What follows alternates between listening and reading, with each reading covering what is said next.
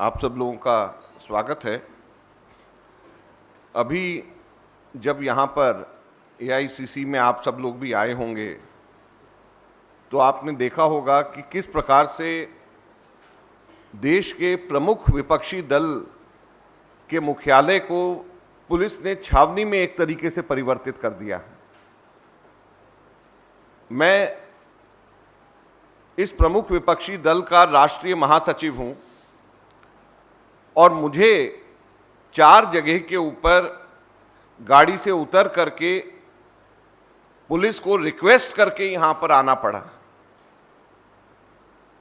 तो क्या हमारे देश के अंदर लोकतंत्र जिंदा है, जहां पर प्रमुख विपक्षी पार्टी के मुख्यालय के अंदर वहां पे महासचिव को आने के लिए इलाके के एसएचओ को रिक्वेस्ट करके यहां पर आना पड़ता और वो भी वेट कराते हैं, अपने ऊपर के आकाओं से पूछते हैं, गाड़ी के अंदर देखते हैं और उसके बाद में आने देते हैं। मैं नहीं समझता कि आज तक के इतिहास में कभी भी हमारे देश के अंदर किसी भी विपक्षी पार्टी के ऑफिस में इस प्रकार से आक्रमण हुआ होगा, जैसे कि अभी कुछ ही दिन पहले आपने देखा कि पुलिस पूरी तरीके से एआईसीसी के ऑफिस के अंदर गेट को तोड़ते हुए आई और अंदर आकर के लाठीचार्ज करना शुरू किया। कई आपके मीडिया कर्मियों ने भी उस चीज को देखा। 30 घंटों से ज्यादा राहुल जी की पूछताछ करी जा रही है और ईडी और दूसरे जितने भी सरकारी तंत्र हैं उसके माध्यम से अनुचित दबाव कांग्रेस पार्टी के ऊपर डाला जा रहा है ताकि कांग्रेस पार्टी की आवाज को बंद करा जा सके। क्योंकि हमेशा हम लोगों ने मजदूरों की, गरीबों की, किसानों की, युवाओं की आवाज को कभी कांग्रेस ने और हमारे नेता राहुल गांधी ने दबने नहीं दिया। लिहाजा आज ईडी और पुलिस के माध्यम से ये दबाव बनाया जा रहा है कि आप इनकी आवाज क्यों उठा रहे हैं, सरकार के खिलाफ क्यों आप बोल रहे हैं। ईडी और सीबीआई पिछले 8 वर्षों के अंदर ईडी ने इस वक्त 5422 केस ईडी के चल रहे हैं। ये बड़े हैरानी करने वाले फिगर्स हैं। 5422 केसेस ईडी के चल रहे हैं, उसमें से 5310 केस, 5422 में से 5310 केस सिर्फ मोदी सरकार के पिछले 8 वर्ष के और सिर्फ 112 केसेस उससे पहले के हैं। 5422 में से सिर्फ 112 केस कांग्रेस के या पिछली सरकारों के हैं। 5422 में से 5310 केस पिछले मोदी सरकार के। तो आप समझ सकते हैं कि कितना दबाव डालने की कोशिश यहां पर करी जा रही है। और ये दबाव, इसको अगर नाम और संज्ञा दी जाए तो मैं इसको ग्लो एंड लवली स्कीम कहना चाहूंगा। ग्लो एंड लवली स्कीम, ये ग्लो एंड लवली आप लोगों को मालूम हो या ना हो, फेयर एंड लवली एक क्रीम आया करती थी, तो फेयर एंड लवली क्रीम का नाम अभी हाल में बदल करके ग्लो एंड लवली इसका हो गया। तो ये ईडी और सीबीआई ने अपने ऑफिस के अंदर ग्लो एंड लवली का एक डब्बा रखा हुआ है और वो डब्बा खोलते हैं, आते हैं, पूछते हैं कि भैया सरकार के खिलाफ बोलना बंद करो, भैया भारतीय जनता पार्टी ज्वाइन करो, और जो इनके दबाव में आता है उसके ऊपर ये ग्लो एंड लवली क्रीम लगाते हैं और वो सफाचट साफ होकर के बाहर निकल जाता है। उदाहरण हेमंत बिस्वा शर्मा जी, क्या हुआ? लुइस बर्जर और शारदा घोटाले केस में ईडी ने बुलाया, क्रीम लगाया, भाजपा में शामिल हो गए और ईडी ने एकदम सब चीजें सफाचट करके उनको ठीक कर दिया। येदियुरप्पा साहब के ऊपर ईडी का केस दर्ज हुआ है या नहीं हुआ, ये तो बताएं। नारायण राणे जी जब कांग्रेस में थे, ईडी और इनकम टैक्स के रेड नोटिसेस आते थे, लेकिन जैसे ही भाजपा में गए तो ये ग्लो एंड लवली स्कीम के तहत उनके ऊपर ये क्रीम लगी और वो पाक साफ हुए और उनको ठीक हो गए। सोमेन मित्रा जी जब तक टीएमसी में थे, मुकदमे चल रहे थे और जैसे ही पार्टी छोड़ी उनके ऊपर ईडी का सारे के सारे तरीके से माफ हो गया। रमन सिंह के पता भी नहीं कि भी क्या ईडी के केस चल रहे हैं या नहीं चल रहे। मुकुल रॉय जी जब तक टीएमसी में थे ईडी के प्रेशर में, लेकिन जैसे ही बीजेपी में गए फेयर एंड लवली स्कीम में उनके ऊपर क्रीम लगी और ठीक हो गए। तो ये सारी की सारी चीजें इस बात को साबित करता है कि केवल और केवल सरकार के खिलाफ ना बोलने के लिए या भाजपा के अंदर शामिल होने के लिए इन एजेंसीज का, जांच एजेंसीज का इस्तेमाल हो रहा है और कांग्रेस पार्टी इसकी तीव्र निंदा करती है। दूसरा बहुत महत्वपूर्ण इसी के बारे में हम कहना चाहते हैं, हमारे लीगल डिपार्टमेंट के तरफ से विवेक तनखा जी ने एक पत्र निर्मला सीतारमण जी को, अमित शाह और किरण रिजिजू को नोटिस भेजा है। ये हम आपको अभी इसके साथ में लगा करके देंगे। इसमें यह कहा गया है कि जिस प्रकार से ईडी के दफ्तर से सिलेक्टिव लीकेज करी जा रही हैं, झूठी और चयनात्मक खबरों को प्लांट करके कांग्रेस पार्टी के और हमारे नेताओं की छवि को धूमिल करने का प्रयास किया जा रहा है, यह पूरी तरीके से गैर कानूनी। इसके अंदर इन्होंने बताया है कि कैसे सेक्शन 66 पीएमएलए का यह इजाजत नहीं देता कि सिलेक्टिव लीकेज करी जाए, और इसके अंदर जिन चैनल्स में और जहां पर सोशल मीडिया के अंदर अलग अलग जगहों के ऊपर ईडी के माध्यम से लीक करी जा रही खबरें, उसका भी जिक्र इसके अंदर किया गया है। मैं चाहूंगा कि आप लोग इसको भी जरूर देखें। और अलग अलग बातें जैसे कि Rahul Gandhi not cooperating with enforcement directorate, he paused, didn't respond to a number of questions, फिर were not satisfactory, the answers were not satisfactory, and it appeared that he was tutored by his lawyers on how to answer and avoid certain aspects, sources said। तो ये sources के माध्यम से कहां से इनके पास में सब चीजें आ गई। हम लोगों ने कहा है कि अगर आप इतना ही दिखाना चाहते हैं तो वहां पर एक कैमरा लगा दीजिए, उसको लाइव टेलीकास्ट करिए, 30 घंटे लाइव टेलीकास्ट, लाइव फीड लीजिए, वहां से देखिए कि भी किस तरीके से वहां पर क्वेश्चंस, उनके पास कुछ पूछने को ही नहीं। तो जो सिलेक्टिव लीकेज करके जो ये मीडिया को दिया जा रहा है और अपनी तरीके से नैरेटिव बिल्ड करने की कोशिश करी जा रही है, ये गैर कानूनी है। सुप्रीम कोर्ट ने, हाई कोर्ट ने अलग अलग इसके अंदर जिक्र किया गया है कि कहां कहां पे इस तरीके की लीकेजेस के खिलाफ बोला है, और हम सरकार को ये कहना चाहते हैं कि अपनी एजेंसीज को समझाएं और ये सिलेक्टिव लीकेजेस बंद करें, और ये पूरी तरीके से इन्वेस्टिगेशन को प्रभावित करने की एक कोशिश करी जा रही है। और तीसरा इसके अंदर जो महत्वपूर्ण बात है कि एफआईआर कहां है। हम लोग 4 प्रश्न इसके बारे में पूछना चाहते हैं कि पीएमएलए के तहत सबसे पहला तो कौन सा वो अनुसूचित अपराध है, शेड्यूल्ड ऑफेंस कौन सा है जिसकी जांच ईडी ने शुरू करी है। पीएमएलए एक्ट में शेड्यूल्ड ऑफेंस उसके अंदर दिया गया है कि ये शेड्यूल्ड ऑफेंस होना चाहिए। तो वो कौन सा शेड्यूल्ड ऑफेंस है, कौन सा वो अनुसूचित अपराध है जिसके तहत ये इंक्वायरी करी जा रही है, और किस पुलिस एजेंसी ने अनुसूचित अपराध के संबंध में एफआईआर दर्ज करी है, ये तो बताएं। और तीसरा, एफआईआर कहां है, क्या हमारे को किसी को एफआईआर की कॉपी अभी दिखाई है। लगातार कांग्रेस पार्टी, हमारे नेता इस चीज को पूछ रहे, कोई जवाब नहीं। और चौथा सबसे महत्वपूर्ण है, हम आपको ये बताना चाहते हैं, इनसे प्रश्न भी पूछना चाहते हैं कि क्या ये लोग जानते हैं कि अनुसूचित अपराध और एफआईआर के बगैर ईडी के पास में पीएमएलए के तहत जांच शुरू करने का कोई अधिकार नहीं। तो अगर कोई अनुसूचित अपराध नहीं, कोई एफआईआर नहीं, तो फिर वो जांच क्यों कर रहे हैं, और अगर है अनुसूचित अपराध और एफआईआर तो उसको सार्वजनिक क्यों नहीं कर रहे। सीधे सीधे हम लोग ये प्रश्न पूछना चाहते हैं। आज कांग्रेस पार्टी जंतर मंतर पर सत्याग्रह कर रही है। शाम को हम लोग 5 बजे राष्ट्रपति जी के पास जाएंगे और 2 बातें मुख्यतः लेकर के हम लोग सत्याग्रह कर रहे हैं और राष्ट्रपति जी के पास भी जाएंगे।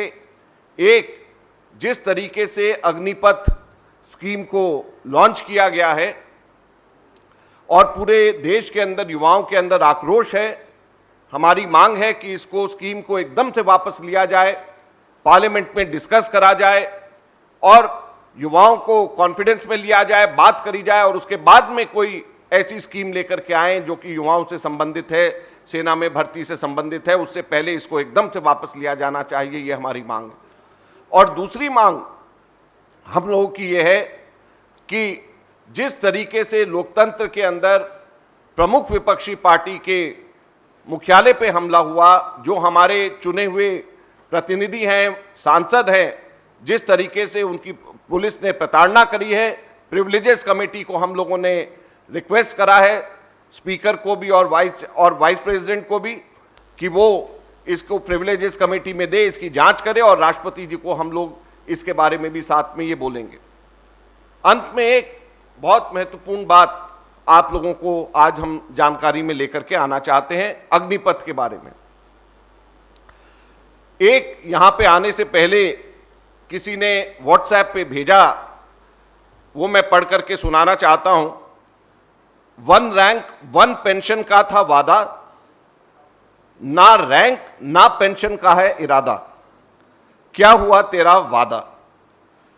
अग्निपथ स्कीम का मतलब नो रैंक नो पेंशन, और 4 साल की सेवा के बाद भरी जवानी में रिटायरमेंट का टेंशन। इसके अलावा अग्निपथ की स्कीम कुछ भी नहीं है। जो हम आज मुख्य बात आपको बताना चाहते हैं, आपको हम लोग सर्कुलेट करेंगे।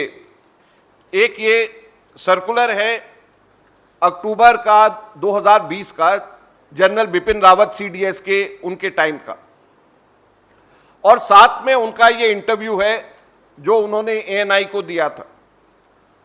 और इस इंटरव्यू के अंदर जनरल बिपिन रावत ये कहते हैं कि सेना में सैनिक 17 साल के बाद में काम करके रिटायर हो जाते हैं, तो उनको रिटायरमेंट की एज बढ़ानी चाहिए। तो जनरल बिपिन रावत ये कहते हैं, उन्होंने जो सर्कुलर निकाला है और जो इंटरव्यू दिया है उसमें उन्होंने कहा है कि हमारे सैनिकों की रिटायरमेंट एज 58 वर्ष करनी चाहिए, और 58 वर्ष हमारे सैनिकों की रिटायरमेंट एज होगी तो हमारी सेना को बेहतर वो सर्व कर पाएंगे, हमारी सेना बेहतरी के ऊपर जाएगी। ये जनरल बिपिन रावत जी के खुद का ये कहना था, और उनके टाइम का ये सर्कुलर है जो हम अभी आपको दे रहे हैं। तो जो अभी सरकार ने अग्निपथ स्कीम लेकर के आए हैं, तो क्या ये उनका अपमान नहीं, उनकी याद का, उनकी सोच का और उनकी इच्छा का अपमान नहीं? हम सरकार से पूछना चाहते हैं, जो हमारे देश के पहले सीडीएस थे, क्या उनकी सोच और उनकी इच्छा का ये अपमान अग्निपथ स्कीम नहीं है? हम सरकार से पूछना चाहते हैं। जनरल बिपिन रावत ने ये कहा इस इंटरव्यू में, और मैं आपको बताना चाहता हूं, पढ़ करके सुना रहा हूं।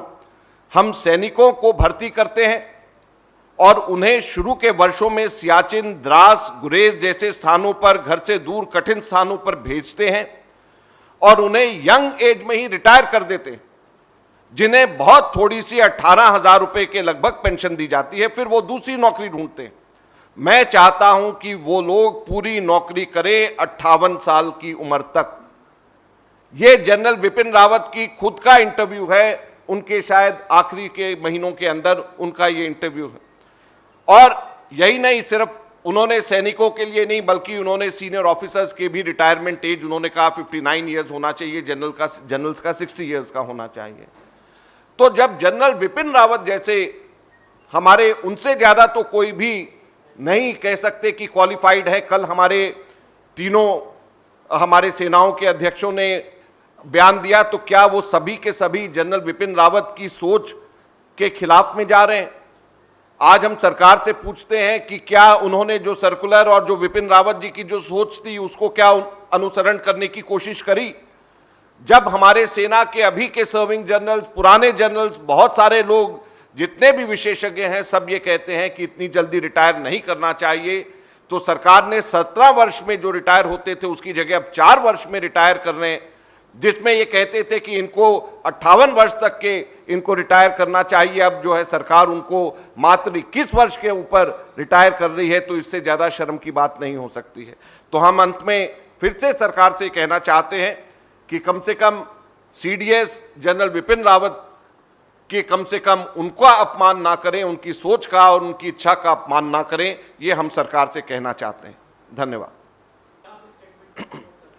देखिए, हमारा बड़ा साफ कहना है कि कांग्रेस पार्टी ये कहती है कि ये एजिटेशन, सत्याग्रह गांधीवादी तरीके से होना चाहिए, वायलेंस नहीं होना चाहिए। लेकिन साथ साथ में हम लोग सरकार को ये कहते हैं कि सरकार भी आज की स्थिति से जिम्मेदारी से, अपनी जिम्मेदारी से सरकार नहीं बच सकती है, क्योंकि ताली दोनों हाथ से बजती है। सरकार का ये फर्ज था कि इस प्रकार की स्कीम लेकर के आने से पहले व्यापक चर्चा करते और पार्लियामेंट के अंदर डिस्कस करते। युवा जो अपने 2 वर्षों से, जब से भर्ती बंद है, जब से तैयारी कर रहे हैं और सरकार उनके जख्म पे नमक छिड़क रही है और उनके मेहनत का और बेरोजगारी का अपमान एक तरीके से कर रही है, तो ये दोनों हाथ से ताली बजती, एक हाथ से ताली नहीं बजती है। ये हम सरकार को कहना चाहते हैं और साथ में ये भी कहना चाहते हैं कि इसके अंदर हमारे सभी युवकों को सत्याग्रह का और गांधीवादी तरीके का से अपना एजिटेशन करना चाहिए।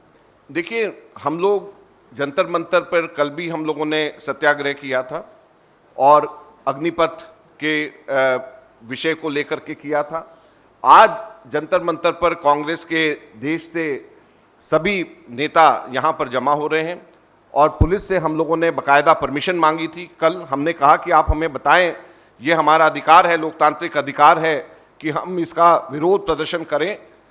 दोनों चीज़ों का, एक तो अग्निपथ की स्कीम का भी, और जिस तरीके से कांग्रेस के मुख्यालय के ऊपर हमला किया गया और जिस तरीके से राहुल जी की को तंग करने के लिए, कांग्रेस की छवि धूमिल करने के लिए ईडी का प्रेशर आ रहा है, इन दोनों तीनों चीज़ों को लेकर के हम लोग इसके खिलाफ में सत्याग्रह कर रहे हैं और जंतर मंतर पर हम कर रहे हैं। पुलिस ने से परमिशन मांग करके कर रहे हैं। जैसे मैंने कहा कि हम लोग, कांग्रेस पार्टी संविधान में, कानून में विश्वास करती है। हम कन्फ्रंटेशन नहीं चाहते, लेकिन हम अपने लोकतांत्रिक अधिकारों के लिए लड़ते रहेंगे और लोकतंत्र के अंदर हम लोगों का अधिकार है कि हम लोग अपने कहीं भी किसी भी तरीके से अन्याय हो रहा है तो उसके खिलाफ में हम लोग प्रदर्शन धरना करें। ये लोकतांत्रिक अधिकार है हमारा। देखिए, यहाँ पे एआईसीसी तो नहीं आएंगे वहाँ पे जाने के लिए और ईडी ऑफिस तक मार्च का भी हम लोगों का अभी का कोई कार्यक्रम नहीं है और जो हम लोगों का कार्यक्रम है वो सत्याग्रह का है जंतर मंतर पे, दोनों चीज़ों को लेकर के। और आज शाम को हम लोग राष्ट्रपति जी से भी मिलने जा रहे हैं और अग्निपथ को वापस लेने के लिए और कांग्रेस के मुख्यालय पे जिस तरीके से हमला हुआ है उसके खिलाफ, और हमारे जो चुने हुए प्रतिनिधि हैं, सांसद हैं, उनको जिस तरीके से तंग किया गया उसके खिलाफ, और ईडी का जिस तरीके से दुरुपयोग किया जा रहा है सरकार के द्वारा कांग्रेस की आवाज़ और हमारे नेता की आवाज़ को दबाने के लिए, उसके खिलाफ। देखिए, बड़ी अजीब सी बात है कि जनरल वीके सिंह खुद अपने एज को बढ़ाने के लिए अदालतों के दरख्वास्त लगाते थे, रिटायरमेंट एज बढ़ाने के लिए। आज जब सैनिकों का रिटायरमेंट एज कम कर दिया है तो उसका स्वागत कर रहे हैं।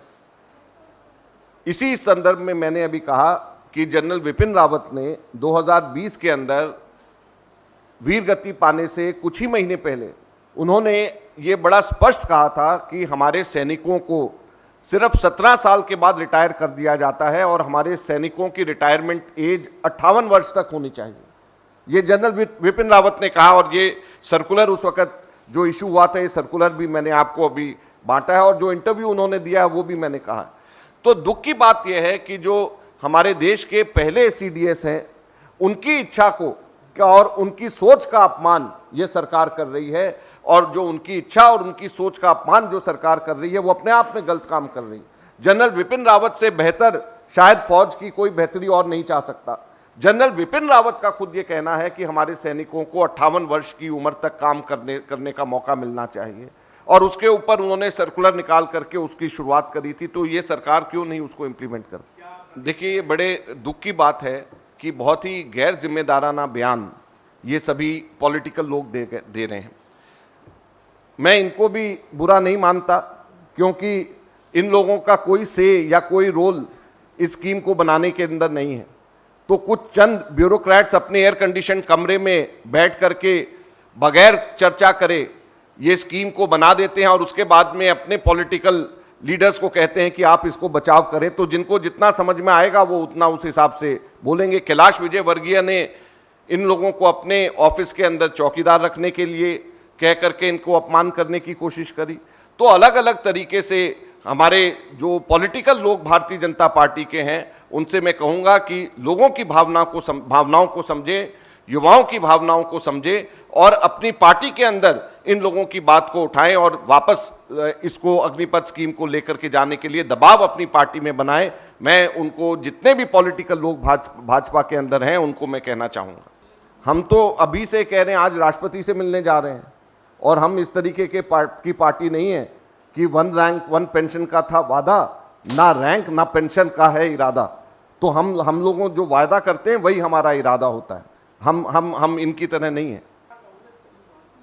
बिल्कुल गलत है। सिलेक्टिव लीकेज के खिलाफ में मैंने अभी बताया है कि विवेक तनखा ने हमारे लीगल डिपार्टमेंट की तरफ से नोटिस भेजा है निर्मला सीतारमण जी को, अमित शाह जी को और राजनाथ सिंह जी को, और ये बताया है किरण रिजिजू जी को, ये बताया है कि ये सेलेक्टिव लीकेज नहीं होना चाहिए और किस तरीके से ये सेक्शन 66 पीएमएलए के खिलाफ में जाता है।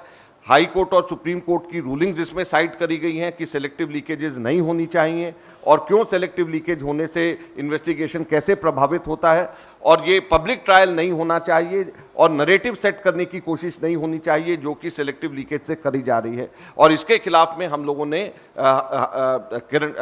हमारे विवेक तनखा जी ने लिख करके भेजा है। दूसरी बात जो आपने कहा है कि ब्यूरोक्रेट्स का इस सरकार के अंदर जो दखल है और जो पूरी पॉलिसी के ऊपर उन लोगों का बनाने का कब्जा है। हमारा देश लोकतंत्र है और लोकतंत्र के अंदर सबसे महत्वपूर्ण लोगों की सोच और लोगों के रिप्रेजेंटेटिव्स की होनी चाहिए, ना कि एग्जाम पास करके आए हुए बाबुओं की, ब्यूरोक्रेट्स की होनी चाहिए। लोकतंत्र के अंदर अगर चुने हुए प्रतिनिधियों का इन्वॉल्वमेंट नहीं होता तो लोकतंत्र फिर किस बात का? फिर तो सिर्फ एग्जाम हो और एग्जाम के अंदर जो पास हो जाए वही अपने देश के अंदर पॉलिसीज बनाएं। इलेक्शंस तो फिर क्यों हम पैसा इलेक्शंस के ऊपर, सरकारी और हम लोगों का पैसा क्यों इलेक्शंस के अंदर खर्च हो? अगर लोकतंत्र के अंदर चुने हुए प्रतिनिधियों की ही से ना हो, पार्लियामेंट के अंदर ही इंपॉर्टेंट चीजों का डिस्कशन और डिबेट ना हो, सेलेक्ट कमेटीज के सामने ही अगर इंपॉर्टेंट चीजों की डिबेट और डिस्कशंस ना हो तो फिर लोकतंत्र किस बात का रह जाएगा? और इसीलिए हम कहते हैं कि ये कोई एक चीज को आइसोलेशन में नहीं देखना चाहिए। हमारे प्रमुख विपक्षी पार्टी के दफ्तर पर जो हमला होता है, पुलिस अंदर आती है, तो वो भी लोकतंत्र खत्म करने की साजिश। चुने हुए प्रतिनिधियों का कोई भी किसी भी प्रकार की कोई से पॉलिसी के अंदर ना हो, यह भी लोकतंत्र खत्म होने की निशानी। प्रधानमंत्री तो हमेशा से इस बात को कहते आ रहे हैं। जब 3 काले कानून लेकर के आए थे उस वक्त भी यही कहते थे कि इनको गुमराह किया जा रहा है, इन लोगों को जो प्रदर्शनकारी थे उनको खालिस्तानी बताया गया, फिर उसके बाद में वापस लिया, माफी मांगी। नोटबंदी के टाइम के ऊपर भी ये कहा गया कि इस नोटबंदी से काला बाजारी कम हो जाएगी, 2 नंबर का पैसा कम हो जाएगा, उल्टा होना शुरू हो गया। तो ये प्रधानमंत्री पहले बताएं कि वो जितनी भी पॉलिसीज वो लेकर के आए, कोई एक पॉलिसी बता दे जो सक्सेसफुल हुई हो। यही तो हम कह रहे हैं कि सिर्फ अधिकारियों से ही बात करी गई है। लोकतंत्र के अंदर सिर्फ अधिकारी नहीं होते हैं, लोकतंत्र के अंदर अधिकारी से ज्यादा चुने हुए प्रतिनिधि होते हैं, जनता होती है। क्या ये अग्निपथ की स्कीम का डिस्कशन किसी भी पब्लिक प्लेटफॉर्म में लोगों के बीच में या पार्लियामेंट में या सेलेक्ट कमेटी में कहां पर पे हुआ है? मैंने आपको बताया कि किस प्रकार से हमारे जनरल विपिन रावत का ये टोटली उल्टा कहना था। नोटबंदी में 60 बदलाव 50 दिन में किए गए। आपने जो कहा ना कि अच्छी स्कीम्स प्रधानमंत्री जी कह रहे हैं, तो नोटबंदी में 60 बदलाव 50 दिन में करे गए। जीएसटी के अंदर 376 बदलाव 10 महीने में किए गए। तीनों जो काले कानून किसानों के थे पूरे के पूरे वापस ले लिए गए। सीएए का रूल्स अभी तक के 2.5 साल के बाद नोटिफाई नहीं हुए और अग्निपथ के अंदर पिछले 5 दिनों के अंदर 11 बदलाव किए गए। तो ये जितने भी बड़ी चीजें करी गई हैं, ये बगैर सोचे समझे, जब प्रधानमंत्री जी बगैर पब्लिक डिस्कशन, बगैर पब्लिक डिस्कोर्स, बगैर चुने हुए प्रतिनिधियों के जब करेंगे और सिर्फ अधिकारी एयर कंडीशन कमरों में बैठेंगे तो यही होगा।